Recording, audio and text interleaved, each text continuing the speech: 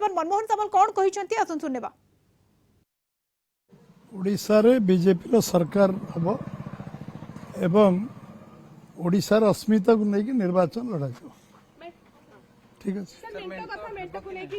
ओडिशा रे बीजेपी सरकार हम ओडिशार अस्मिता को लेकिन निर्वाचन लोकों पाक आम जीवु एवं निर्वाचन लड़ू। ओडिशा रे बीजेपी सरकार हम ओडिशा रे बीजेपी सरकार हम लोकों शुभेच्छा आशीर्वाद लोकों सहयोग रे ओडिशार लोक माने एथर निर्वाचन दायित्व नेबे।